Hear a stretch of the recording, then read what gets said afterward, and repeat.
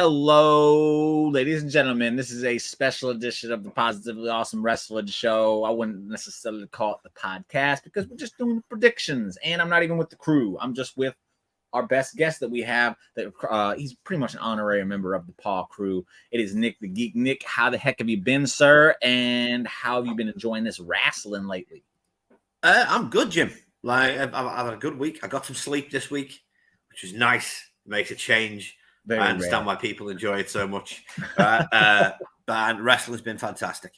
It's been awesome. I even watched Dynamite properly this week, and I thought it was a good show. Like, it was a good go-home show for the pay-per-view.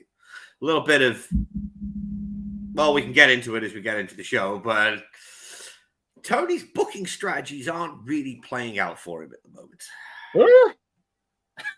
No, they are not. It's all crumbling down around him. Yeah, it's kind of got WCW 1998 vibes of the inmates running the asylum going on over there at the moment. Hey, but it's funny timing here. Give Mike a shout. Mike has never seen anything from 1998 because he started watching wrestling in 2018. He considers himself, he fancies himself to be a wrestling fan, but he's not. His favorite show is Fastlane. It's like, yo, shut up, bro. Oh, dude, get out of here, Mike. Get out of here, Mike. No, you ain't no fan. Thank you, babe. Thank you, babe. Hey, Amanda. Yeah, Mike. Boo, Mike. Yeah. Yeah, wrestling's been good this week, but you brought up the AEW thing. It's funny because I don't know if you saw I rarely talk about these things, but this one is kind of funny. The Brian Alvarez thing that just popped up about people being upset. And I've said this a few times, and everyone always gives me shit for it. But I was like, what's the difference between the way... I hate to put him in the same sentence here, but he's doing a lot of the same things that another guy was doing a few years ago that everyone hated. I won't bring up his name, and I won't really compare the two because I don't think that's fair. But he's doing a lot of the things now that we used to hate about another guy. Yeah, he is. And it's like we're not allowed to say that, though, because everything's good, and it doesn't seem to be very good. I'm getting very much Cody Rhodes, the Bullet Club is fine vibes from Tony Khan at the moment. The fact that he's letting employees turn around and say, I'm not doing that multiple times without going at least, okay, what do you think we should change to make the angle work? Because you work for me, you're doing the angle. You don't see people walking up to Triple H and going, doesn't work for me, brother. And not doing the door. Job. There's the door. See you later. I pay you an absurd amount of money to do this job. You're going to do your job. Before we go into the predictions, I do want to ask you what you think about how the 3-man Meat Madness got canceled due to injury and turned into a scramble. But the 3 people that were in the Meat Madness are all in the scramble. Still in the match. And I've heard that, Miro and Keith Lee were supposed to be added, and that's why it didn't happen. It's like you still could have done a 3-way with the Meat Madness. Meat Madness angle. Does it come across as a certain Judas was like, I need to be on this show? Which is why when we get into our predictions, I think that match has a very possible winner. That's crazy. That's crazy. We were supposed to be. Go ahead. Sorry. No, it's just Jericho likes to insert himself in things on pay-per-view. I think he was like, I'm going to be on Sting's last show. Put me in the match. All right. So we don't really know what happened there. But the fact that he's just copying a GCW match angle to do a scramble is baffling to me. I mean, I know AEW is supposed to be indie-rific, but there's indie-rific, and then there's just copying the indies.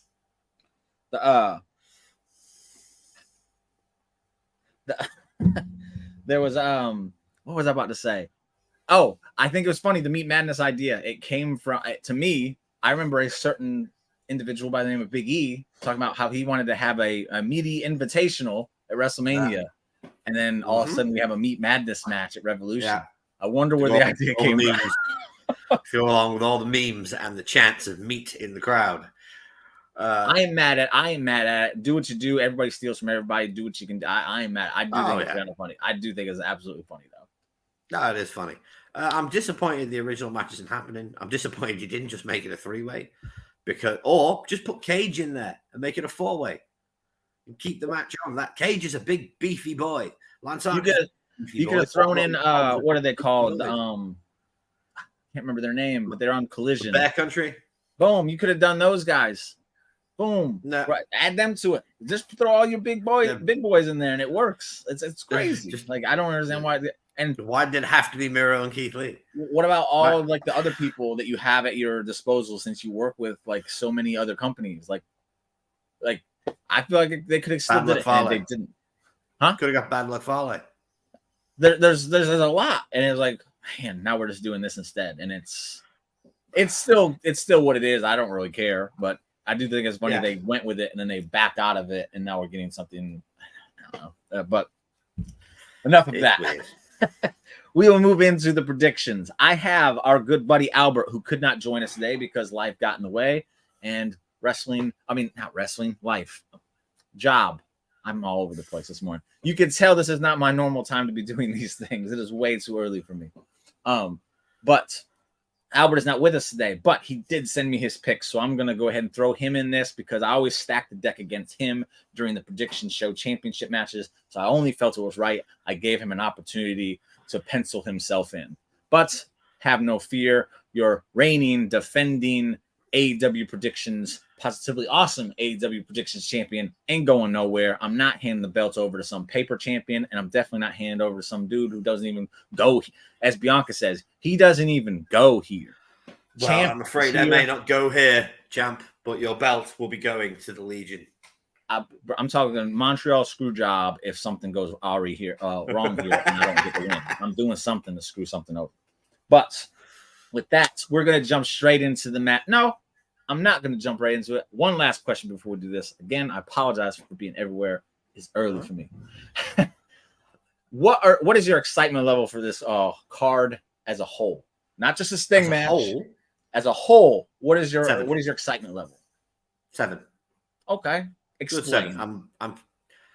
I'm blown away about the Will Ospreay Takeshita match. I think it's a fantastic match for Will for his first outing officially in AEW. They're bell to bell. They're both great. And he's going to be a pure babyface when they come out of this by the angles that they're going to run. He's going to distance himself from the Don Callis family, so on and so forth. They need a Kenny Omega, and Will Ospreay is the perfect Kenny Omega while Kenny Omega isn't there. I'm super excited for that match. I could not care less about the scramble that's replaced Meat Madness. I don't give a shit. It's a Chris Jericho vanity project, just like his match against Atlas Jr. was the other night. That was tedious and really annoying. So I don't really care about that match. I'm super excited for Tony Storm versus Deonna Purrazzo.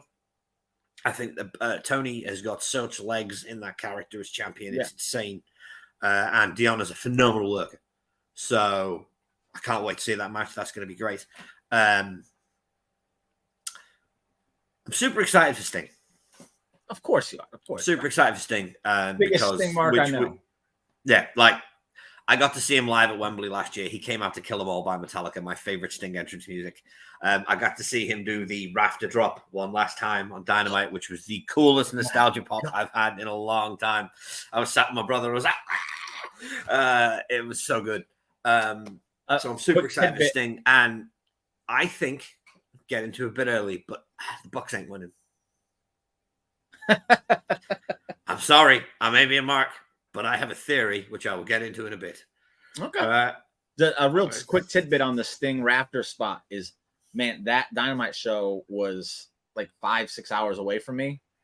And I literally was having thoughts of like last minute being like, man, I wonder if I could find them $20 tickets and make that show. Because it's things like it might be just cool just to say I was there. I was there for the last Nitro. It'd be cool to be there for his last like TV appearance. Yeah. And when I saw, and I was like, ultimately, I was like, no, they don't have me that invested. I'm not making that. That's 12 hours of my time driving. I'm not doing it. Then I saw the Raptor spot, and I'm like, I feel like a fucking dummy not taking that drive and being able to witness that in person because that was one of the coolest nostalgia things I've seen. Just coming down to take on. It was amazing. And I got a question for you, Jim. Sting's been posting a lot of pictures of half Crow. Yeah. Half Surface Sting. Yeah. I think there's a chance we might see a certain blonde-haired flat top return. I don't think so. On Darby. He already got. I know. But I think Darby's going to come out dressed as Surfer Sting. Oh, for sure. I mean, he's already didn't he do it before when he teamed? He did it with him and Punk. Yeah, They all came out in the face paint. But I think Darby might go full on Surfer Sting and drop the goth look for the night. I really do. It's just me being hopeful. You know what? I'm actually with it. I'm with it because it kind of goes hand in hand with the theory I have for this match, which we'll get to. And it's the main event, so it'll be the last thing we talk about, which is good because it'll allow me to see how much I can actually talk about it and rant and complain and bitch and all that other stuff. But before we get there, we got other matches to go to. I just wanted to get your opinion on the show as a whole. I actually have like an 8 with this. Okay. The main reason being that it's only 9 matches right now. I'm fingers crossed they don't add anything because usually they do 13, 14 matches on these, and it's like, well, I'm hoping we get 9 matches and an Okada debut. That would be my ideal. That would be my ideal situation for the pay-per-view. If they want to throw 2 or 3 matches on like the pre-show, be my guest. I don't care. Fine. I'll tune in if it's worth it. But the show itself, 9 matches is perfect, and I hope they don't do anything more. I really, really, really don't. But with that said, time to jump into the card. I don't have the order. Nobody has the order in the main event, so I'm just doing it as I want to. I don't think Tony Khan has the order except for the main event. He doesn't. So maybe he'll watch this, he'll get an idea, and he'll do it the way I'm doing it. I don't know. We'll see. But first match on my card, I have the formerly known as Meat Madness, and now the whatever called Scramble that we're doing between Jericho, Wardlow, Hobbs, Lance Archer, Hook, Brian Cage, and 2 more people to be named at a later date. I think one is qualifying on Rampage and one is qualifying on Collision. Yeah, but the weird thing is the first qualifying match, which was between Brian Keith, Penta, and someone else. I don't know. That was recorded before Rampage, but the other qualifying match was recorded a week ago. So do we know who won before? We do not. Okay. I wasn't because I stay away from the spoilers. I don't ever watch them. No. So I honestly don't know. But I don't think either of the people that are going to be joining it will be winning it. Unless it would have been like Okada as the surprise, like they obviously sometimes I would have said okay. But I only have one person for this match, and that's Wardlow. I don't know if you want to take anything other than Wardlow in this match. I think you'd be a fool, and I hope you're not betting money on it. But feel free to speak. You seem pretty convinced Jericho might steal this thing. Right. So I'm ready to hear this. Just to clarify, I am picking Mr. Wardlow. Oh my goodness. I'm not an idiot. But I've just got this feeling. Chris Jericho doesn't insert himself into pay-per-view matches unless he's going to win. It's a tradition with Jericho and AEW. There could be an angle at play. But there's also a world title shot on the line. And I don't think Wardlow's ready for a world title shot. Not in the position. No, in ring he is. But I don't think his level where he's at right now is ready for a world title shot. So if he gets a world title shot and he holds on to it for a couple of months, fine.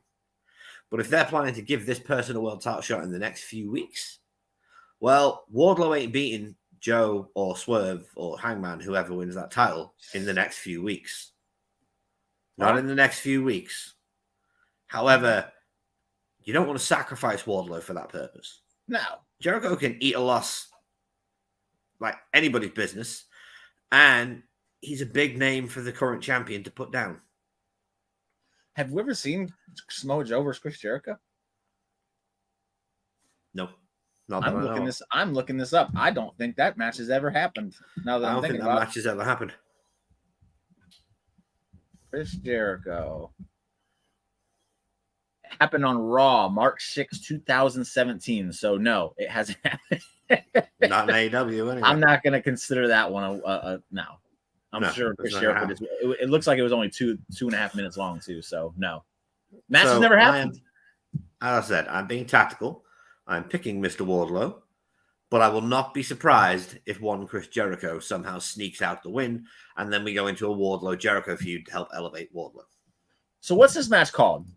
It's the AEW Scramble. It's just called a scramble. Yeah, it's just a scramble. Do you know the rules to this thing? Like, if it's anything like where he stole the idea, which is Brett Lauderdale and GCW, then it's a 7-way, and the first pin wins. No tags. No, everyone's in the ring at once. It's a tornado 7-way. Oh my God, Falls count in the ring, but there's no real rules. That's how the scrambles work in GCW. So I'm going under the assumption that that's how it's going to work in this. Because they're not talking about a title shot at all on here. Apparently, it is. There's a world title shot on the line. Where did you see that? I'm just trying Cultaholic. I saw that on Cultaholic and on WrestleTalk. Okay, Cultaholic. I'm gonna look this up because this actually will change my pick, honestly, if there's a title shot. Cultaholic Revolution Scramble match. There we go. Boom. Look at that. Perfect. Because you bring up actually a really good point. I don't know if I would want to pick Wardlow if he's going to be getting a title shot because I don't think he would be getting it. Swerve's your next champion. I got it.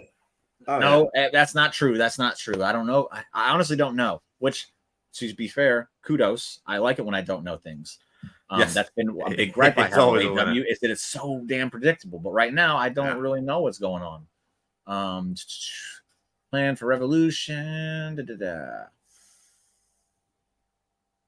Man, I don't know. I don't see anything. So I'm going to go under the pretense that they're not.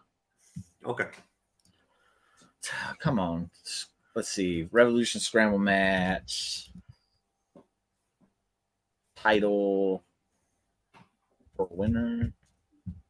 I'm an expert Googler here. So, sorry. All the meaty men will be in the. Yeah, we know this. All the meaty men are in the scramble. So it's just a meaty scramble. Okay, here we go. ITNWE. WWE. I've never seen this website before. So, AEW President Tony Khan announced on Twitter several participants playing for me are not clear. Blah blah blah blah blah. I don't care. Brian Keith, Darius Martin, and Penta are the ones that are on Collision. Yeah, to get in. Matt Sydal will face Magnus on Rampage. That was it. That's an interesting. Magnus is the CMML guy, I think. Khan additionally announced All-Star Scramble match with the winner getting a shot at the AEW World Championship. So you know what? I'm not picking Wardlow. Neither am I, mate. I just wanted to get to this point. So, question. So it's first pin. Is that how it's done in GCW? 8 people and someone has to get a pinfall. Let me tell you something. When I do these matches in WWE 2K23, it is the most infuriating thing in the world. Trying to get a pinfall when 7 other people are trying to stop you is nuts. Mate, trying to win a Money in the Bank match in that game is impossible. I think getting a pinfall is harder. I honestly do. Yeah. Man, I'm not picking Wardlow then. You've done make me change my mind. Thank you for the information. Well, good, because I wasn't picking Wardlow in the first place. I was just going to see how far we could go. No, I'm taking Chris Jericho. I'm taking Chris Jericho, mate, due to the fact that there's a world title shot on the line. Man.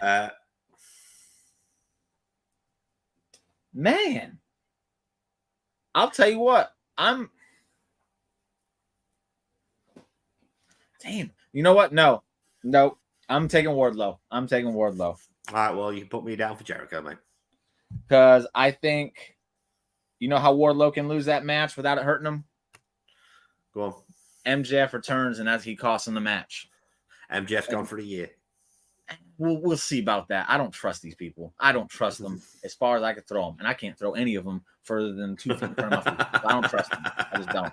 So, and honestly, he could come back and not wrestle for like another. I don't know. True. I honestly don't know how severe the injury is. They tell us a year, but you know MJF. I don't trust it. So I'm sticking with Wardlow because I don't think I can't imagine him not getting a win right now. This is what we always say. They screw up with Wardlow. They get some momentum behind them. After that promo, it's like push. Normally, I think they would cut the cord here and they'd have Chris Jericho win and then Wardlow has to start over again. I don't think they're going to do that this time. I would hope they've learned their lesson after 3 times. You see, I think the reason they're doing it and Jericho's going to win, not Wardlow, is because Adam Cole's not ready to come back yet. And I think the long-term plan is because Adam Cole has said that Wardlow will win the title and then hand it to him. Wardlow ain't going to want to do that. So I think the long-term plan is for Wardlow to break away from the Undisputed Kingdom and turn face again. And I think the momentum for the Undisputed Kingdom that they so desperately need is going to come from a different match later on in the night. We'll see. You bring up a very interesting point. You really do. I'm not knocking it. I would hate to think they haven't learned their lesson. Tony Khan never learned his lesson, Jim. I would He hasn't learned it. I'm sorry, he hasn't learned his lesson in 4.5 years. He's not going to learn it now. I'm a skeptic. And I loved his promo so much that I'm just like, I can't bet against him right now. Promo was really good. It was fantastic. It was fantastic. Best one he's ever cut, probably. Not even a question about it. Him and Garcia on the same night cut the best promos of their life. And it was fucking fun. So we have Albert taking Wardlow, myself taking Wardlow, and you taking Chris Jericho for the Chris Jericho Scramble, because that's what we're going to call it from now on. It's not it is the Chris Jericho Scramble. Next up, FTR versus Claudio and Mox, and what I think is going to be the match of the night. Possibly. We got a little bit of a taste of it on Dynamite. It's a TV match. Pay-per-view is going to hit a little bit differently.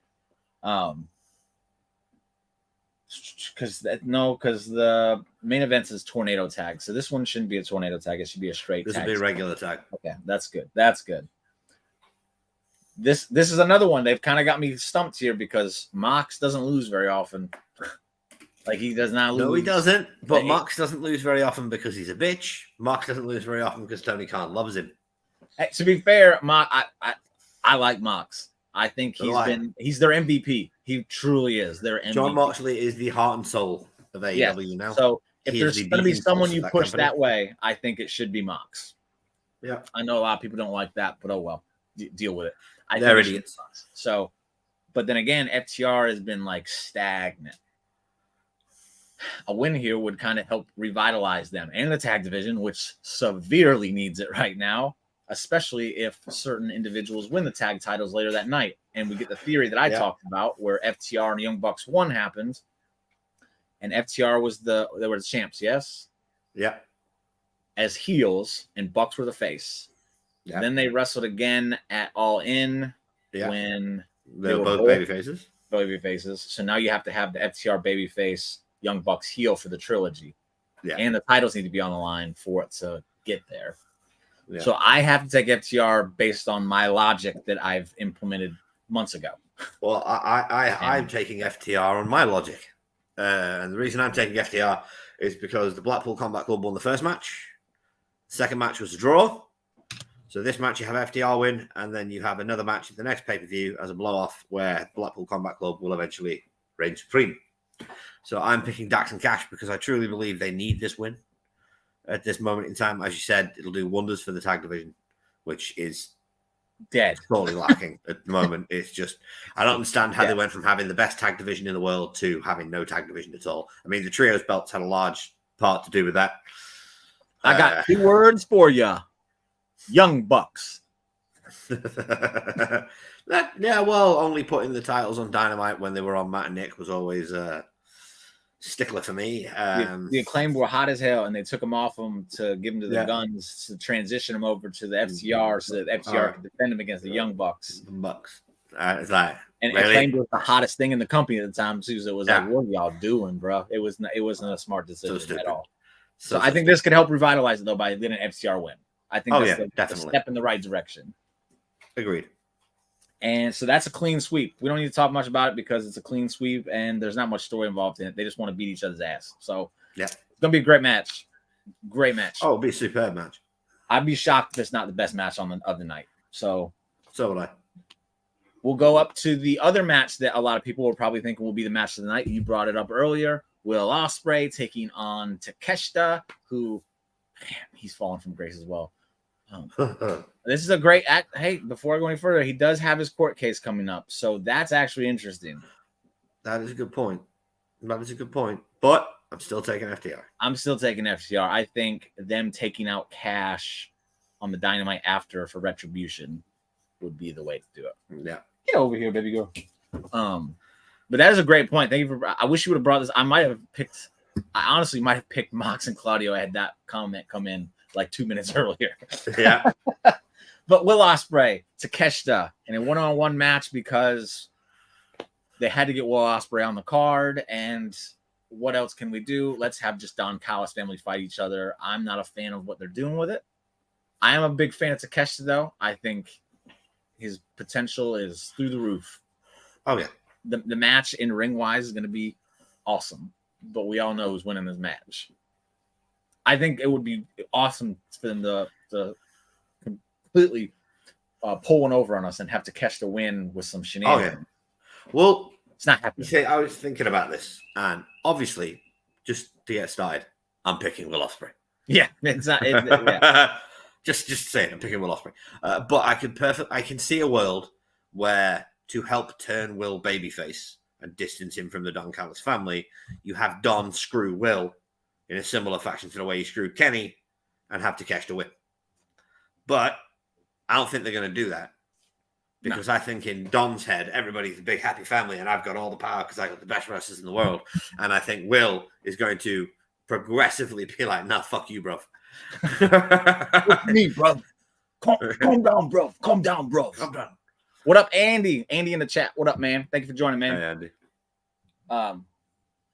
Man, I honestly don't want to pick Ospreay here. I really don't. But I think it would be crazy if he didn't win. It's his debut. It's his coming out party. It's his Will's coming out party. So what I'm doing here is, instead of picking how I would do things, I'm trying to put my mind in the head of Tony Khan here and figure out what he would do. And let me tell you something, everybody. This is not easy. It's not easy. Well, for a start, you need about 50 grams of cocaine to get in the same headspace as Tony Khan. I'm not saying I didn't do it, but I'm not saying I did do it. But I'm just thinking logically through my own thought process. I'm like, man, this would be so cool if they did this, and it would be helpful if they did this, and it would engage people to tune in more if you did it. But again, that's just my thoughts. I don't mean they're right. That's how I think, and that's why this is really hard for me to not to pick Ospreay here, because I just don't think he should win. But honestly, I think to further the storyline, it makes more sense to screw Will and have him lose. Yes. But Will's winning. It's coming out party. Will's winning, and then they'll jump him afterwards because they love doing aftermatch beatdowns. They love them. So that's probably what we'll see here. But man, that would be so cool for Takeshita. Oh, I know. We're done because this is another clean sweep. We all picked Ospreay here, so I'm not spending more time on it. We move on to the next one, so we have more time for the Sting one. Next up, let me check these off in a professional manner here. A match I'm very intrigued to see, because I think for every pay-per-view, I think you have a banger match that's the standout. You have a happy moment, you have a sad moment, and you have a massive surprise. And this is the match I think we're going to be getting a massive surprise. Christian versus Daniel Garcia for the TNT Championship.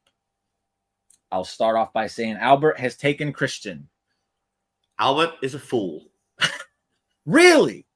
I'm very curious to hear you, and also curious of what you're going to react when I tell you what I think is going to happen. So I'm going to let you go first. You're taking Daniel Garcia. I am taking Daniel Garcia because I believe Edge, Adam Copeland, getting injured, has scuppered Tony Khan's plans for the TNT Championship. Is he really injured, or was that just to write him off? Apparently he's injured. What up, Sinister? Thank you for joining, man. Appreciate it, man. No, dude.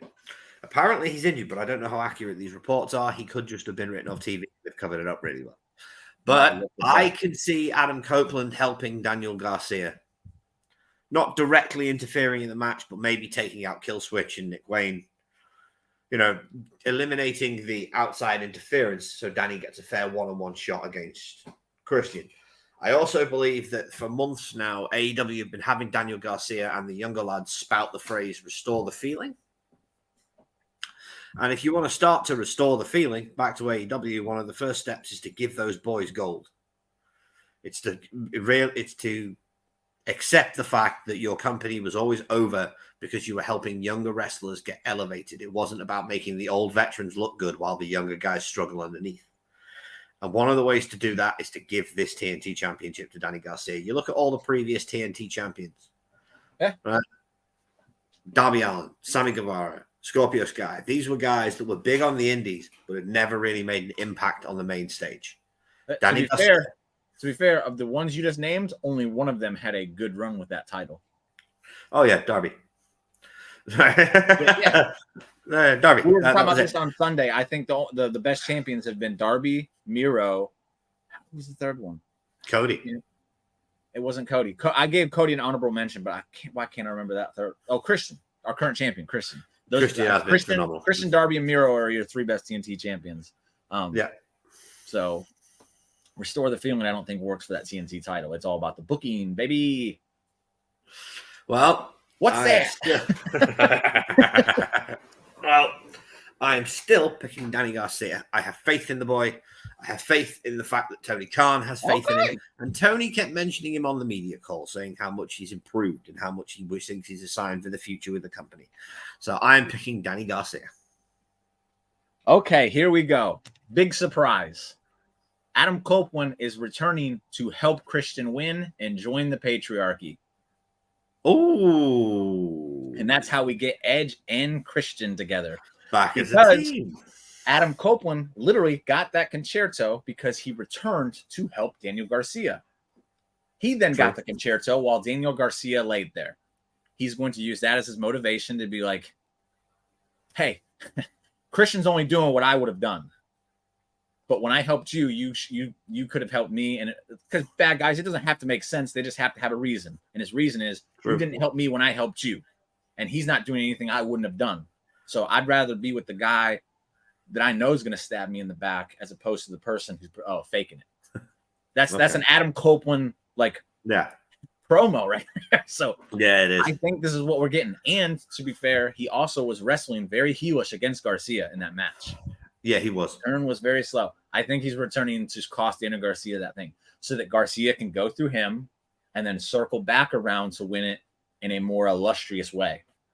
That's what we're going with here. So Christian with Adam Copeland's assistance. Booyah! Who we got there? And then now we got Simon. What up, Simon? Thank you for joining, bud. Thank you for being here. Hey, Si. Can't wait to see y'all boys in a few weeks. So Albert has Christian. I have Christian with the assistance of Adam Copeland. And you have Garcia to restore the feeling of the TNT title. Are we restoring it to the Sammy Guevara days? Or are we restoring it to the Darby Allin days? Because I don't want to see the Darby Allin days anymore. That was horrible days. times. And that's not a knock on Sammy Guevara. It was not his fault. It was just bad. Terrible booking. That's all it was. So I got to skip this one because I have that in the middle of the card. And that's not it. That's the main event. So I'm going to skip it. We're going to Eddie Kingston versus I was going to say Danny Garcia again. Bryan Danielson for the Continental Crown Championship. And I think that's important because it's only for the one title, it's for the third. I don't even know. It's all of them. They're all folded in, so it's for all of them. So all three of them up for line this one. Yeah, he's bastardized a brand new champion from New Japan and a classic championship in the Ring of Honor World Championship, all to create a new shiny belt that nobody actually cares about. No, but there are three individual ones because he's defended. No. It's the Continental. It's the Continental Classic title. Yeah. But then you have the Ring of Honor belt and the New Japan Strong title, which are folded into it. It's just they don't want to get rid of the other belts yet because they help with the prestige of the other one. I was of the understanding that they're because he's what is it? It's a Triple Crown. He's a Triple Crown champion, and they're all individual titles because he held the other two and he was defending them. No, he's defending them all three. All three of them are on the line. All three of them are on the line. Because it makes sense that they're all three because it's the Continental Crown. But I think the one stands alone. I think it's only because I don't know. It's kind of confusing, and I'm not gonna go into it because everyone will be like, just Google it, and I don't feel like it. So who cares? Bryan Danielson versus Eddie Kingston for the Continental Crown Championship. Albert has taken Bryan Danielson here for a title change, so that would make his first of the night. All right, that's not terrible then. Okay. So I'm curious what you're picking here. Bryan Danielson or Eddie Kingston? You're taking Bryan as well. I'm taking Bryan. And you know the stipulation afterwards, or what Eddie Kingston wants. Yes, Eddie wants. You're going to shake my damn hand afterwards. Well, I believe that Eddie isn't going to get what he wants because one, I like the idea of Zayn being upset. Zayn is a friend of ours that not a lot of people may know, who is the biggest Eddie Kingston mark on the face of the earth, and I love the idea of Zayn's dreams being crushed. I think Eddie Kingston is Zayn's dad. I think that's how deep that it's entirely possible. But one, I love the idea of Zayn's dreams being crushed, and two, it just makes all the sense in the world for Bryan to win. Eddie won the last match and the match before that. He beat him twice? One of them was a tag match, but he still technically beat him. Okay. Did he pin Bryan in that match? No. Okay. No. That matters to me. I know it doesn't matter, but to me, it does. My own interest. It makes a difference.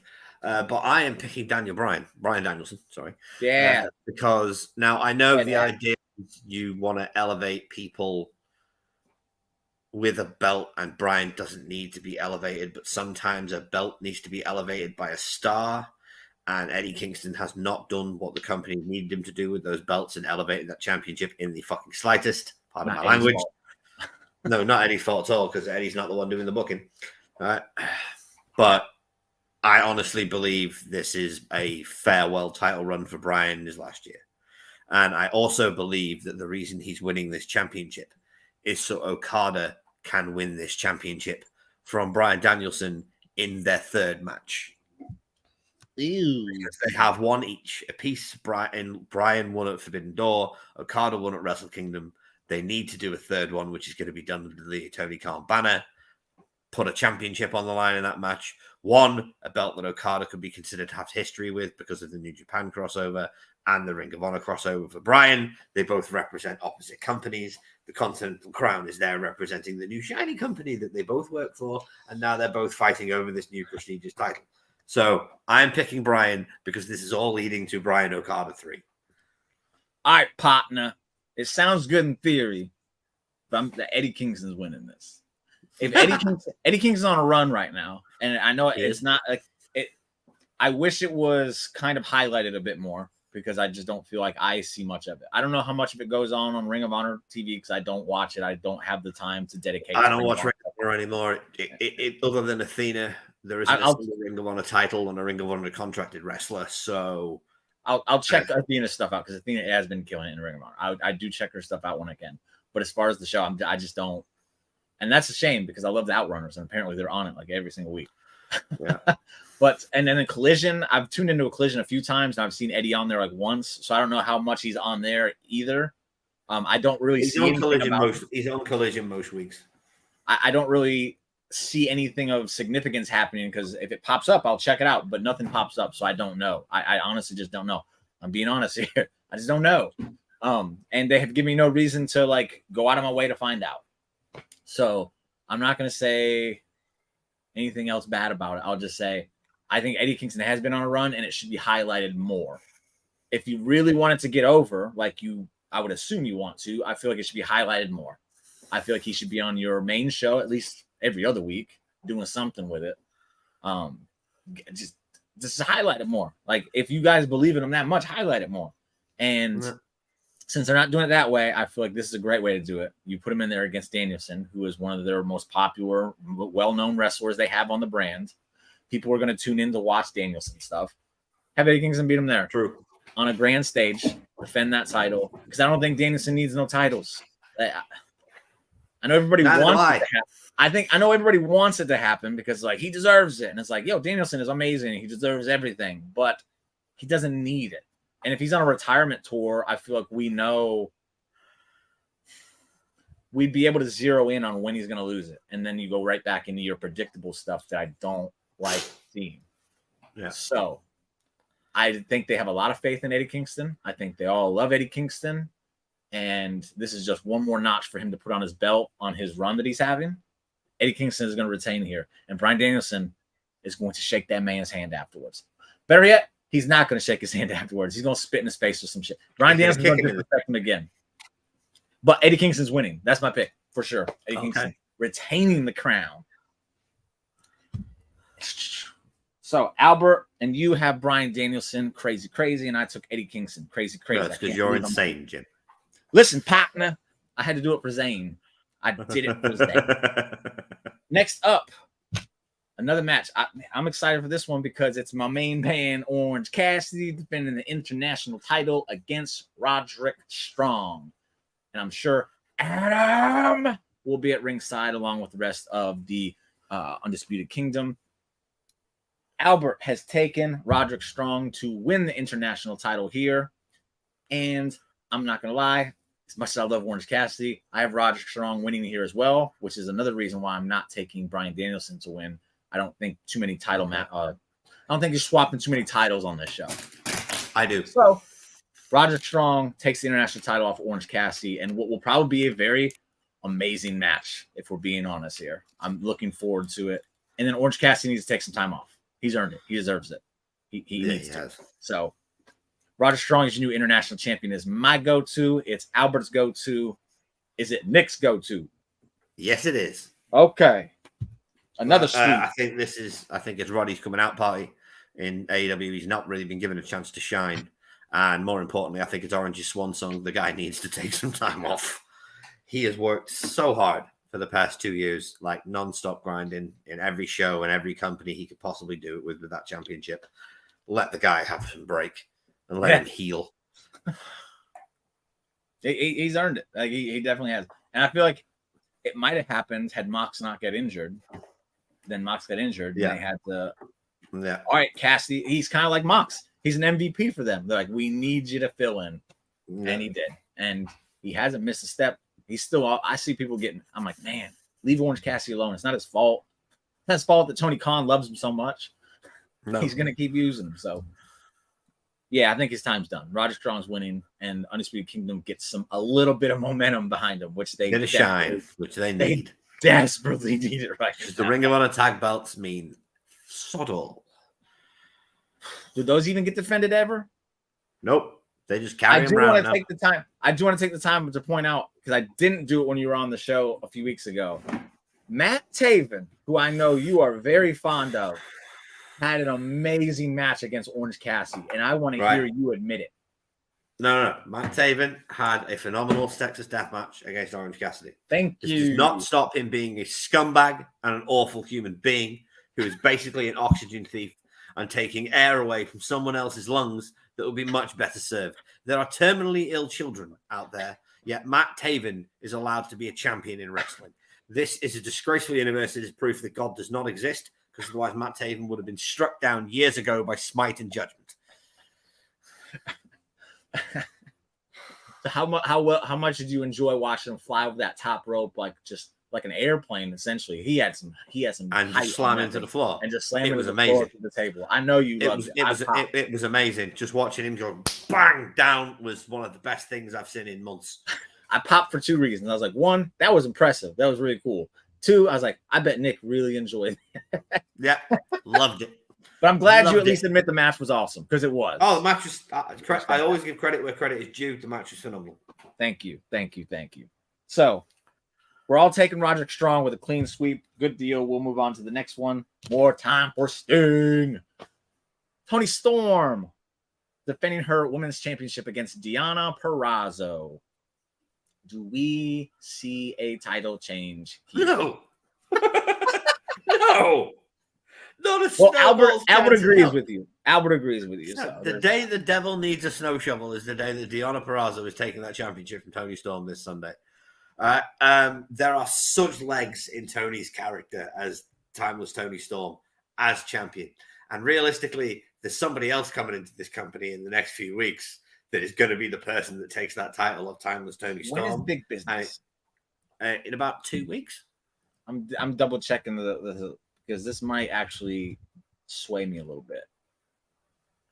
Big Business is March 13th, so it's not the Dynamite after Revolution. No. Okay, no, it's the day before. It's the day before my brother's birthday. Okay, so and two Dynamites. Mercedes Moné is going to be the one to take that title from Timeless Toni Storm. Because it is verily no, right. I'm going to give you a bit of an analogy here based on 1920s and 30s films. She is playing Marilyn Monroe.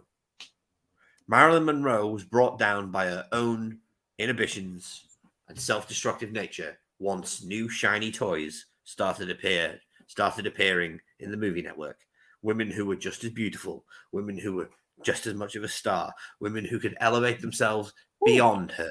That is what Mercedes represents in this storyline.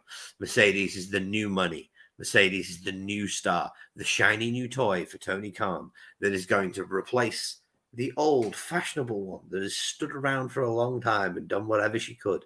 It's Marilyn Monroe's career in a hat trick. It's going to end when the new shiny toy takes the title away from Marilyn. And unfortunately, Deonna is not that new shiny toy. Okay, here's my question for you then before we go any further. Would you prefer it be Deonna over Mercedes? No. You'd rather it be Mercedes? Yes. Because I want the women's division in AEW to really succeed and attract attention. I think Deonna is a phenomenal worker, but I think she's better as a heel, not as a babyface. And I think Mercedes is arguably the biggest star in women's wrestling. She hasn't wrestled in what, a year and a half? A year. And yet she's still on all the news. She's on the news because the news people are pushing it, and they're pushing it because you know why. Let's be fair there. Let's be fair. I'm not saying she's not a star. I just don't think she's the biggest women's wrestler. But I will counterpoint what you're saying. Deonna shouldn't win it because you want to see the women's division succeed. So Toni Storm's character has proven she doesn't need that title to be an effective segment for your show. She's proven that she could be on your show week in and week out. She doesn't need the championship to do it. She can just do a segment, and she's there. It helps your women's division, correct? Correct. Okay. Does Mercedes Moné need that title to be on the show? Yes. Why? You don't think that just her? You just said she's one of the biggest because stars. Mercedes' character requires a belt. Why? It never worked for her before. No. The character of Mercedes Moné is a big prize game girl. Okay, so she's going to have the New Japan Strong Championship. Well, that doesn't exist anymore. The one that. Oh wait, no, yeah, it does. Sorry, I'm getting my New Japan belts confused. Yeah, but she's not going to get the New Japan Strong Championship. They created a belt for her, and they're going to give it to somebody else. Oh, unless she beats Julia for it. She's going to beat Julia for it. They've been teasing it online. They've literally started teasing. I think Mercedes at like 2:00 in the morning this tweeted something about it. They've like been going back and forth. Oh, okay. So she's going to get that title. And my thought process, and I have it with the other promotion as well. I think when you can utilize, perfect example. It's why I think Liv Morgan should have won the Elimination Chamber, because hold on, hear me out. This has nothing to do with my theory, and just hear me out. If Liv Morgan would have won the Elimination Chamber, went on to WrestleMania, what are the chances that Becky Lynch doesn't end up on the WrestleMania card? Slim. She's on the card. It's a 0% chance she misses the show. It's Becky Lynch. She's not missing the show. But with Becky Lynch winning, what are the chances Liv Morgan doesn't make the WrestleMania card? Oh, she's not on the card. That's my point. So sometimes you have to look at things and say, how can this thing right here help the bigger picture, as opposed to just putting all our eggs in one basket? Yeah, which I think putting the title on Mercedes would be doing. Yeah, agreed. But when it comes to Becky and Liv, mate, they've been building to Becky and Liv for 18 months. Sorry, Becky and Rhea for 18 months. They've been building towards Liv and Rhea longer than Becky and Rhea. No, they haven't. Liv just made this up. They've literally been building to Becky versus Rhea for 18 months solid. Hold on a second. Rhea and Liv were in a tag team together. Liv then got betrayed by Rhea when Rhea. Yeah, I know. But that's not the story they're telling, because NXT from then doesn't exist, Jim. That didn't happen in NXT. That happened on WWE TV. Did it? Yes. And then Rhea took Liv out because Liv went with Raquel. So then Rhea started taking them both out, and she took Liv out, and that's why Liv's been gone. That's why this is her revenge tour. But I'll be done with that. My point is, I think putting all your eggs in one basket doesn't allow the whole division to blossom. And Mercedes Moné does not need that title to be on TV doing things on a weekly basis. And if you want two women's matches on your show, but you have to admit, Mercedes is going to get a title shot, and she's a babyface. For sure she is, because I'm sure it's in her contract that they need a heel for her to run against. Deonna's not that heel. Tony she could be. She could be after she wins the title. Yeah, but right now she's not. So Tony is. Here's a great scenario for you right here to fix that. Deonna Purrazzo wins the title because Mariah May accidentally screws over Toni Storm or something. Just somehow Deonna Purrazzo wins the title. Sasha Banks, Mercedes debuts. Toni crashes her party. She goes, "I'm the star here." And now you have a feud between Mercedes and Toni Storm, which would be amazing, that doesn't revolve around the title. while Deonna Purrazzo has something going on, and then somehow, some way, get Julia Hart involved in something besides just standing next to Sky Blue. Well, That's how you fix your women's division. Julia's injured. Is she? Yeah. Okay. Well, still, my other two things apply perfectly here. Tell me when I'm telling lies. Tell me that doesn't help your division. Far more than just division. throwing the title on Mercedes. You are not thinking with Tony Khan brain. You're right, I'm not. Tony doesn't care. Tony buys a new toy. Tony goes, "Ooh, shiny. Boom. Hot shot it." Right? It's exactly what he does. I don't know why I went through all that nonsense because I'm clearly just going to take Tony Storm anyway. I just want to get my point across. I feel like to help the division, you got to sprinkle it around. Oh, no. It needs to grow, and you've got to help it grow. But unfortunately, Tony's an idiot. And he thinks that helping something stagnate is also how you help it grow. I'm going to see freaking Mercedes Moné as a champion. So another clean sweep there. We all took Tony Storm there. No surprise. Which takes us to the triple threat AEW championship match between Samoa Joe, Swerve Strickland, and Hangman Adam Page. I have 2 questions for this one, so we get 2 points out of this one because, again, predictability kind of makes me have to pick at your brain a little bit more. I want to know who you got winning, and I want to know who you got that person pinning or submitting in the match. And just so you know, Albert has chosen the son of a bitch. This son of a bitch. He went into my head and he's been dancing around there. I don't like it. He's got Hangman Page pinning Swerve to win this match. Wow. He stole it from me. Well, as much as I believe that the plan of Hangman Page being the heel that Swerve then chases makes a lot of sense, I'm picking Swerve. Because I don't think, as we saw the other week, that Tony realizes that Hangman Page is the heel. Because you look at the match they had the other week, who was on the babyface team? But to be fair, there was a reason for it. There was a reason for it. Because if Swerve and Brian Cage are on the heel side, you can't put Hangman on that side because they're blood enemies. Yeah, but the point is, Swerve and Hangman, Swerve shouldn't have been on the heel side because Swerve has done they've done a natural organic double turn where Page is now the heel, Swerve is now the face. It hasn't gone through completely yet. And if Brian Cage is involved in this match, he's still a heel. And he's got a thing. Brian's getting more and more over as it is anyway. But my point is, seriously, I do think it was a lot of just kind of craziness in that match. Oh yeah. I think it worked. The match was fun. I'm not knocking the match. And I think there was just enough of it that made sense for me to allow myself to enjoy it. It wasn't perfect by no means, the structure, but I think enough of it made sense to where it was fine. I don't think the double turn is one better. I will do you one better than who is winning and how they're winning. I will give you why they're winning. Swerve is winning, and he's pinning Joe. And he's going to pin Joe after Hangman hits him with a buckshot lariat. So you got Swerve pinning Joe. After Hangman takes out Joe. Then Swerve throws Hangman to the outside and picks the bones on Joe. Because Tony still thinks Swerve's a heel. So he's going to have him win like a heel. And the fans are going to go crazy for it. And then Hangman is going to get thrown more and more down his insane Jake the Snake Roberts looking phase that he's going through. Silas Young looking phase that he's going through. No, he looks like the last real man. It's hilarious. Right? Seriously. Like he's gone back to his young boy days from Ring of Honor. But yes, Hangman's going to go further down this descent into madness of turning heel. And eventually he's going to start wearing suits like the Young Bucks. Nah, I hope not, because I don't think this would ever happen. But I am enjoying Hangman Page right now. Oh no! Do you know why? And if he was to start doing that suit shit, I'd start not liking him again. And I don't like him because I'm like, oh yeah, I want to cheer for him. I just like what he's doing. I think it works. It's the most I've ever been interested in him, and I think because it's the first time in his career he's had character, Jimmy.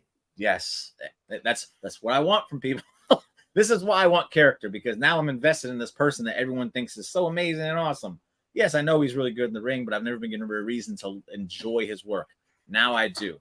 And I'm so mad at Albert for freaking taking my pick, because I'm not going to pick the same thing as him. I'm not going to do it. So I am going to stick with Hangman winning. No, I'm not.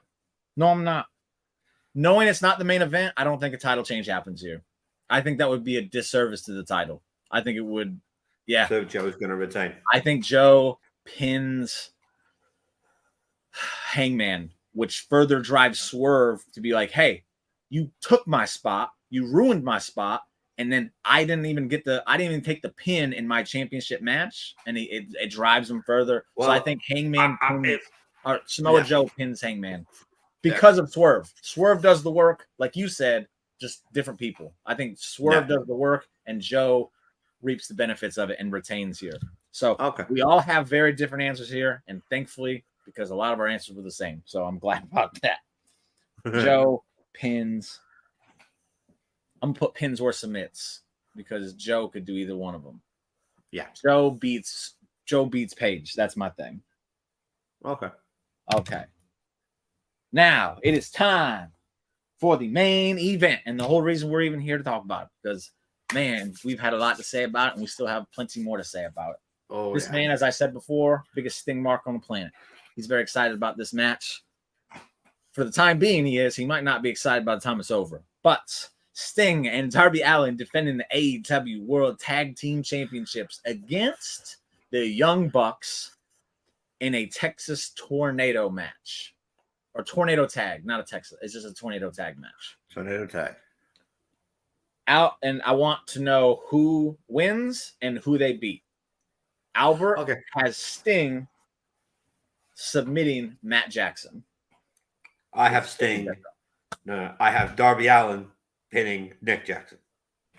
You got Darby taking the pin, like getting the victory here. Yep. Because I believe, right. I'm going to try not to rant, but I'm going to let it Rant away, baby. Okay, right. This is ridiculous that those two scumbags are even in this match in the first place. This should be Sting versus Darby Allin. Darby has put the last 2 years of his career, 2.5 years of his career on hold for the sake to be elevated by Sting. You do not elevate somebody by having them lose in the man's last match. You elevate Darby Allin in this situation by having him be the guy that takes the win. All right? Sting is the biggest legend in the history of professional wrestling. Oh. Yes, he is. Take your still going. Off. Take your blinders No. No. I said legend, mate. I didn't say the most important thing in professional wrestling. I said he's the biggest legend. He's the only guy left from that era. He's the only guy from that era who made all of his money away from the other company. Okay, I got you. He is the standout star for making it elsewhere. If you want to talk about a program and a plan for how you make money with not working for WWE, you look at Sting. Time out real quick, because you just had you just turned the light bulb on in Jimmy's head. The Young Bucks, based on what you just told me, the Young Bucks make the perfect opponents for them for this final match, because who's done it just like Sting has in this? Talked about the Young Bucks. Oh yeah. No. I don't take that away from them. So I feel like all the money away from WWE. I know why Sting picked them. Right? I don't like them being in the friggin' match. Right? I know why Sting picked them. I just don't like them being in this match. But they are in this match, and I will accept them in this match because I will be the first one to admit the Young Bucks in ring are great. I just don't like them as people. In the ring, they are very good at what they do, but I do not like them as people. Right? I think they are terrible bookers. I think they are terrible EVPs. I think they haven't got a clue how to book professional wrestling when they aren't told what a good idea and a bad idea is, which is why since Cody left, the company's angles have just gone worse and worse when it involves the EVPs. So you're saying that Vince Russo? Effectively. It's like Vince Russo had 2 children, and it was Matt and Nick Jackson. They were the illegitimate sons of Vince, and they just do shock and awe. I think that's how you get over outside of the Indies, but it's not. Outside of the Indies, you get over with cohesive storytelling and good wrestling. Right? Something that they are only 50% good at. Rant away. Right, thank you. Right, Sting does. If this wasn't the main event, the Young Bucks are winning. But everybody has paid their money to see Sting's last match. Everybody has paid their money to see Sting's last match. They've made it the main event. If you want to send fans home happy, but Sting wants to do business, You put Darby over. Sting sacrifices himself for Darby to get the pin. I'm done. Okay. So I'm with you at that. We already, anybody who's paid any attention to anything I've said over the last few weeks since the match was been announced, and knows how I feel about it. I think it's absolutely insane that Darby isn't getting the honor here to pin Sting in its final match to go Agreed. over. And just to reiterate it, when this match is over, if they win, Darby has to vacate the tag titles and then basically start from scratch. Yeah. If he loses, he has to start from scratch. Yeah. Like, there's no way, there's no thing that happens here for Darby. If there's nothing that can happen here for Darby to grow from because of the match against the Young Bucks, except for one thing. And it's something you've brought up a few times when you've joined the show about how Sting is the most trusting man in the business, and he gets screwed over time and time and time again. And I always say, like I was saying before, I think you have to have a shocking moment. You have to have, which we have with the Edge, the Adam Copeland thing. Yeah. This would be a shocking moment as well, though. You have a go home happy moment or a go home bad moment. You're getting a go home bad moment here. Because I think Darby Allin is going to turn his back on Sting, and Sting is going to take the pin. You see, this is what I said to you a few weeks ago, but I have changed my mind since. I'm on board with it because of, like I said, how I just laid it out. I'm trying to think, and this isn't Tony Khan's head. This is my head. How can Darby Allin come out of this match bigger with something instead of just having to start from scratch? Because in my opinion, I think Darby Allin is probably their most important homegrown talent. Agreed. I just think he's the most realistic wrestler in the world to me. He's literally their Sting. He's so important to them. When they needed someone to take the TNT title and run with it for a few weeks while Joe was injured, he filled in beautifully. Like, he is an MVP for them. He is a marketable guy. They haven't figured out how to market him yet, but if they ever do, it'd be good for them. And again, he's grown. I know everyone will say MJF here, and I think that's the easy, popular answer. But no, if you look at the meat and bones of what AEW does, I think Darby Allin is far more. Darby is it's the Kevin Owens thing for me. He's Kevin Owens to me. Is Roman Reigns the bigger star? Yes. Is Seth Rollins the better wrestler and entertainer? Yes. Kevin Owens is the most important, though, because you can literally put him anywhere on the card and it's going to work. Yeah. Darby Allin can go anywhere on your card and it's going to work. He's a great hand to have. And I want him to come out of this with something. I hate to see him just have to start over because Sting's gone. You see, I don't think this is Sting's last match. I do. And I'll tell you why. I think they've advertised it as Sting's last match. I think they've been pushing it as Sting's last match. But I think Sting's last match is going to be in Wembley, and it's going to be against Darby. If that happens, awesome. And there's a great way for that to happen. Darby turns on Sting in this match, and then comes out on Dynamite and he explains himself. Like, he goes, I thought it was really weird that Sting took so long to come help Darby. It did take a while. It was like, what are you doing, man? Like, did you not learn your lesson in WCW? You know you got to come down there and save people a lot sooner, Sting. DDP probably hated Sting secretly because he's like, motherfucker, you could have helped me. 10 minutes of me getting my ass whooped before you showed up. I didn't have to take all those shots to the ribs, bro. You could have helped me.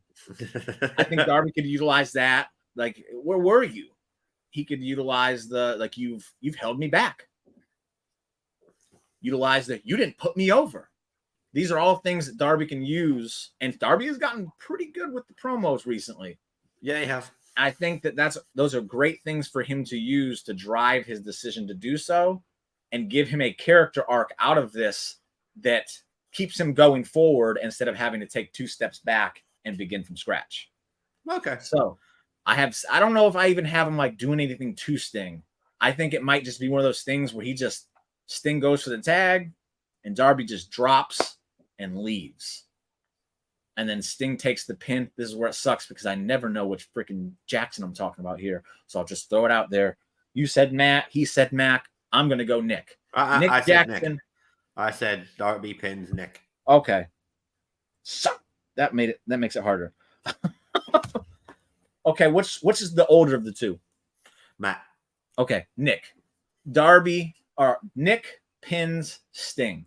And that's what I think happens for Sting's final match in the Young Bucks Junior Tag Team Champions. Nick, I can't believe I'm saying this. I hate the fact that my name is in the same sentence. How dare you, Nick, you son of a bitch.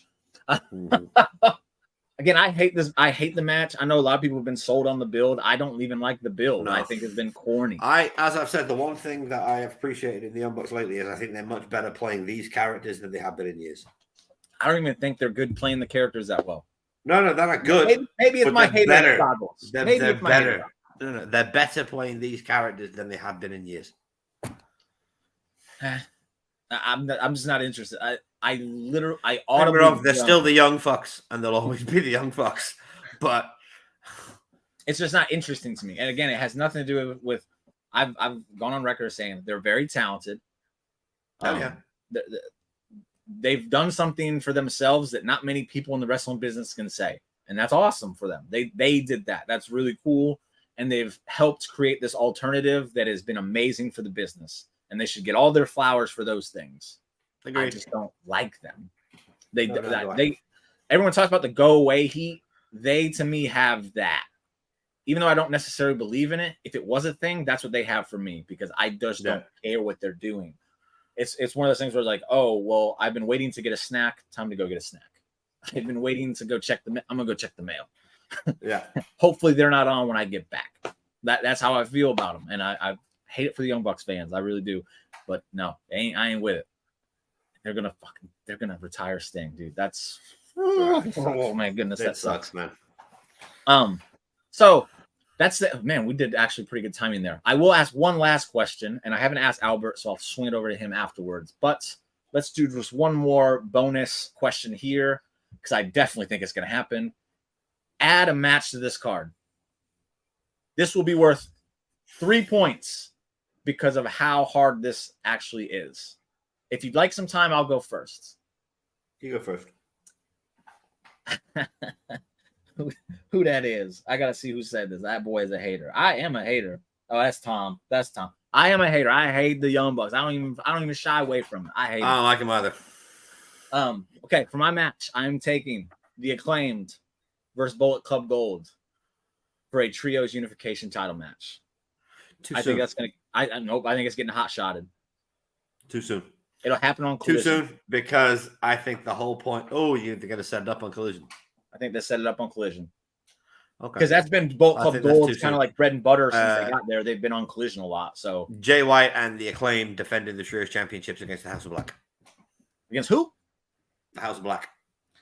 So Bullet Club Gold versus House of Black. I got Bullet Club Gold versus the Acclaimed. No. I got Jay White and the Acclaimed versus House of Black. Oh, okay. Because they are doing a thing where they are mixing the two trios teams up to defend the titles all between them. Because I do think you're right. The long-term plan is to merge both those trios belts. It's very obvious. Yeah. Hey, just for the record, I'm just saying what everyone else wants to say. I just don't care that I'm called a hater. Yeah. All it is. The Young Fucks suck. The Young Fucks suck. I have a reason. Send them back to the Indies. They're terrible. I have a reason to hate the things that I hate. Everyone is entitled to their opinion, and no one is telling me mine is wrong. They get mad because I hate LeBron James, but I have a right to hate LeBron James because he's been a thorn in my Boston Celtics side his entire damn career. So I should hate the man. That's what being a fan is called, everybody. That's not hating. I hate the Young Bucks because I think they are. I don't want to use that word. I just don't like their brand of wrestling. I think it's dumb. I think it's dumb. It's Dave Meltzer's. They're great for the Indies. They're really bad for mainstream wrestling. That's my opinion on the Young Bucks. Here you go, Tom. Just to make sure, let's just get this out of there. when Brett Favre was the Green Bay Packers, did you hate that man or did you love that man? I guarantee you your answer is, oh, I respected him, but you still hated him. You still hated him. So that makes you a hater too. I'm just not afraid to say the shit that y'all want to say. That's all it is. I don't give a fool. I would love to have seen another women's match on this show, though. My handles are right there. Stop. I'm not going to stop. I'm never going to stop. That's just who I am. Man, it would have been cool to do like a women's scramble match on here, too. Yeah, it would. The only other match I could see them adding would have been another women's match, but now Julia Hart. Otherwise, I would have said Julia and Sky Blue versus Willow and Statlander, but Julia's injured. That's crazy. I didn't even know this. I've been wondering. I was like, what are they doing with Julia Hart? This is just it's shameful. No, she is on the injury list. All right, that makes sense then. But that's the show. I'll get Albert's match that he wants to add to this. But yeah, that's the show. I'm looking forward to Revolution. I honestly am. I can't think of the last pay-per-view they had where I actually was looking forward to. As I said, Sting's the reason I'm a fan. I got to see him live last year at Wembley. Knowing that I'm going to get to see his last match, it's circular for me. Yeah. It's sad. It's really sad. It is sad. I'm proper gutted. But at the same time, I'm happy he's retiring healthy. Like so many wrestlers retire and they're not healthy, and Sting's healthy. What would you grade his run in AEW overall? Sting's run? 10. Out of 10. 7. I think he's been used correctly. Out of the few people that Tony has used correctly, I think Sting has been used correctly. Okay. So I'll give him a 7. Give me one reason why it's only a 7. Because as much as he's been used correctly, I don't think he's been booked correctly. I think there was there's always been, Eric Bischoff brought it up years ago, there's another side to Sting's character, which no one's seen yet, which we slightly saw with Joker Sting. Sting has the ability, I'm going to bring this up because it's my own personal thing anyway, but Sting has an ability to shift back and forth in kind of a schizophrenic way between his characters. And I think at this point in his career, that would have been the best way to continue getting him over.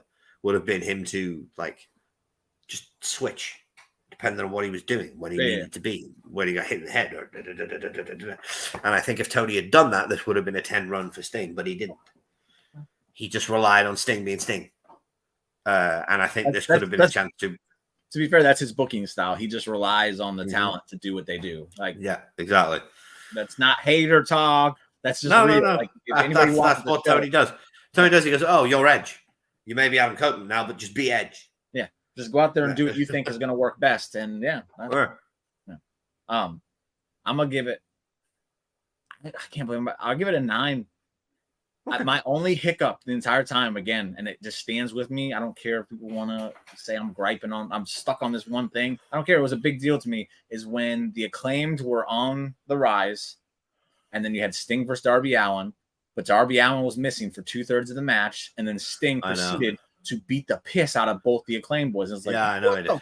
What? What was the point of doing the attack on Darby here if it wasn't to gain the advantage on Sting? If Sting's just going to get the shit kicked out of him. But he didn't. Sting was handling. No, sorry. If Sting didn't get the shit, he wasn't going to get this. It's like I don't understand the reason for it. And then it also gives me that hope. Like, okay, if he can do a handicap match against the Acclaim, he can do a why can't he do a singles match? Why can't he? That doesn't make sense to me. So that's my only hiccup. I know a lot of people gripe. Oh, he's no selling it. That's what Sting does. That's what Sting has always done. Character, like. Yeah. Is it shameful to see sometimes? I guess if you're not a big fan of Sting, yeah, sure. You don't know the reward thing. Yeah, I get it, but I'm sorry, but if you're not a big fan of Sting, you don't exist in my world. You have no reason to be a wrestling fan. Get out of the way. To be fair, I'm not a huge fan of the guy. I've never been. I was an NWO guy through and through. So, but I've always respected him. I've never hated him. Well, yeah, your face is literally black and white. Of course, you're an NWO guy. Yeah. And I moaned when he joined the Wolfpack. That was silly. But I respect Sting. I think he's had a great career, and I'm happy that he's actually got to go out the way he's got to go out. Sting is the greatest of all time. I will not hear anyone say otherwise. Anyone who does say otherwise is wrong. Sting is the greatest of all time. He will always be the greatest of all time. There's a third generation superstar by the name of Dominic Mysterio that would like to have a word with you. He is the GOAT. No, he's not. Maybe in 20 years, but not right now. He's already there. When he speaks, you hear, bah! He's the GOAT. No, he's not already there. He's already there. He's already there. No, he's not. You and Simon are both. I admit Dominic is good, and he has improved massively in the last couple of years, but he is not the GOAT. Goat. He is one of them. Yes, he is one of the great. Sting to me is like Flair. I never was a big fan of Flair either. I just know what Flair has done for the business. I know he's a big deal. You know, he's a big, like, I know he's a legend. Like, he's one of the best of all time. Just not my cup of tea. Hollywood Hulk Hogan was my cup of tea back in the day. This is what it is. But yes, that was the show. Thank you for joining me, Nick. As always, it's much appreciated. I'm glad I could get you on at a time. Happy to be here. To you guys. I know, 7 p.m. Anytime. Brilliant. Fantastic. You should do this more often, Jim. If I have the one in my head that I'm wanting to do, I just have to get my words ready for it so I don't look like a bumbling idiot. And I'm going to do it during this kind of time. So I'm definitely going to hit you up with it, and Sai, and hopefully Andy as well, because I would like all y'all's opinions on it, and a few other people. Yeah. It's more like a panel thing I'm trying to get here.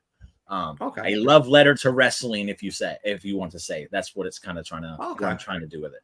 But but thank you for joining us. We will see how badly you fail in your attempt at dethroning. I am going to crush you, James. Positively awesome wrestling. James, enjoy that championship while you can. Polish it up for me nicely, because the shipping fee to the UK is going to cost you a fortune. I'm just gonna bring it up to Philadelphia if that's what I have. I'll just say, here, take it, and then I'll throw it on the ground and make you pick it up. And I will say this: I'm not joking, everybody. I can't believe I predicted this to happen, but if it does happen, I'm not gonna watch AEW. If the Young Bucks beat Darby Allin's thing, I've said I'm gonna quit watching. I know you have, and I'm there with you as well. Oh my God, I just did that. I just did that to myself. I'll probably just take like a month off while I'm just kicking myself and bitching to myself, like, why did they do that? They're so stupid. And then I'll start missing Orange Cassidy, and I'm like, I got time to watch AEW again. But let everybody know where they can find you and what it is about you, man. Say your goodbye. Ladies and gentlemen, if you enjoy what I do and you want to be a Legionnaire, please come and find me over at the Wrestling Legion YouTube channel. We do podcasts every week. I do episodes of fantasy booking called Wrestling With Your Thoughts once a month, where James over here is my current champion and is defending his belt once every other month. We have a championship match coming up on the 18th of March between Beast Mode and Albert Abernathy from Positively Awesome Wrestling to see who wants to challenge Jimmy next. They'll be booking New Blood Rising. They'll be booking WrestleMania 4, and they'll be booking ECW CyberSlam 98. It's going to be a great show. It's going to be loads of fun. In the meantime, you can find us every Tuesday or Thursday, depending on when we're free, doing podcasts on the Wrestling Legion YouTube channel with my good cohorts, compatriots, and co-conspirators, Andy and Sai. Awesome people all around. You should definitely be checking those out. And it's funny that they'll be rebooking New Blood Rising, because that's one that I have done in the past. And honestly, if they're not booking it better than me, then they don't even deserve a shot at it. I'm trying to get on that Roman Reigns schedule once every year defending this title. I am your promoter, James, and you should not be defending your title once a year. Acknowledge me is what the whole thing's about to be. I need some real defenders here. But yes, Wrestling With Your Thoughts. That's going to be March 18th, yes? March 18th. That's when y'all need to go and check that out over at Wrestling Legion. It's always a fun show. I'll be tuning in watching it because I got to scout the competition, even though there is no competition when it comes to me and fantasy booking, baby. Anybody that watches my show knows this already. I will be back on Sunday night. I don't know yet. I've talked about doing the show Sunday. I might postpone it just because. Well, it's Revolution on Sunday. I don't know if I want. I'm tired of Tony counterbooking me, man. It's nonsense. How can he get so mad and then do it to me? That doesn't make any sense. It's ridiculous. Counter program me, Tony. It is absurd. This is the last dime you'll send him an email, Jim. But yeah, if we don't do a Sunday night, I'll let it be known on the Twitter page and Facebook page and all that stuff when we will do it. It'll probably be Monday or Tuesday because I have a plan. I'm doing Gunther's. We're bringing the Possibly Awesome top 5 list back on the next show, and it's the top 5 most likely candidates to take the title away from Gunther. So, question just for sneak preview: Sami Zayn better be on that list.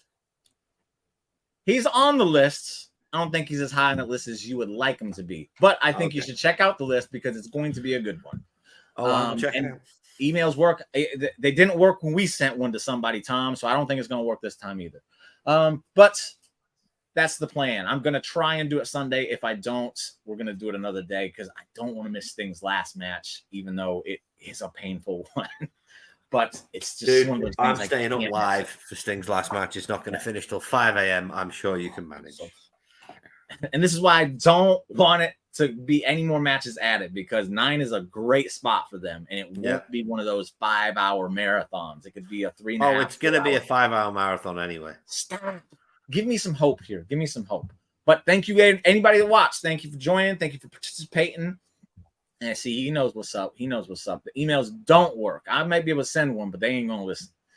Thank you guys for tuning in. Thank you for the continued support. Thank you for the thumbs up and all that other good jazz. And I hope everyone can enjoy Revolution this Sunday. And we will see you later. Sunday, Monday, I don't know. I'll definitely see you sometime, and you will check him out on his channel as well. So laters, everybody, and deuces. What is it? Deuces. Toodles.